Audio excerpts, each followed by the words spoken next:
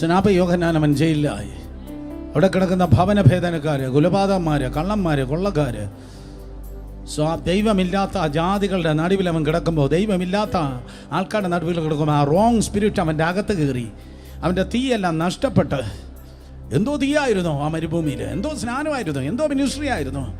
പക്ഷേ wrong people പൊളിറ്റീഷ്യനുമായി connect ചെയ്യുമ്പോൾ, church politics ഉള്ളവരും അവിടെ കണക്ട് ചെയ്യുമ്പോൾ, ചർച്ചിൽ വോട്ട് പിടിക്കുന്നവർ, ചർച്ചിൽ സ്ഥാനത്തിന് മാനത്തിന് വേണ്ടി നിൽക്കുന്നവർ, ചർച്ചിൽ പ്ലാറ്റ്ഫോമിൽ സ്തോത്രം അവസരത്തിന് വേണ്ടി മാത്രം വരുന്ന അതേ അവസരവാദികളുമായി നിൽക്കുമ്പോൾ നിന്റെ തീ നിനക്ക് നഷ്ടപ്പെടുന്നു. അല്ല, എൻ്റെ ചുറ്റും കുറച്ച് ശുശ്രൂഷകരുണ്ട്. അവർ അവസരമല്ല ചോദിക്കുന്നത്, അവർ യേശുവിനാണ് ചോദിക്കുന്നത്. ഈ മനുഷ്യൻ ആ ജയിലിൽ കിടന്നപ്പോൾ അവൻ്റെ വെളിപ്പാടിന് ഫ്ലക്ച്വേഷൻ ഉണ്ടാകും. അവൻ ചോദിച്ചു, സ്തോത്രം വരുവാൻ പോലെ നീയാണോ അതോ മറ്റൊരുത്തന് കാത്തിരിക്കണോ? ഞാൻ പറയട്ടെ, മഹത്വത്തിൽ നീ പൊതിഞ്ഞിരിപ്പാൻ നിനക്കൊരു റൈറ്റ് ഫെലോഷിപ്പ് ആവശ്യം. എൻ്റെ മറുരൂപമലയിൽ ഒരുത്തൻ പമ്പരം പോലെ പെട്ടെന്ന് ഇതാ മുന്നോട്ട് പോകുന്നു. അതിൻ്റെ കൂടെ പോകുന്ന 3 പേര്, പത്രോസ്, യാക്കോബ്, യോഹന്നാൻ. പത്രോസ്, യാക്കോബ്, യോഹന്നാൻ. പത്രോസ് വളരെ ആക്റ്റീവാണ്. അർത്ഥം നിനക്ക് വേണ്ടിയത് ആക്റ്റീവ് പീപ്പിളാണ്.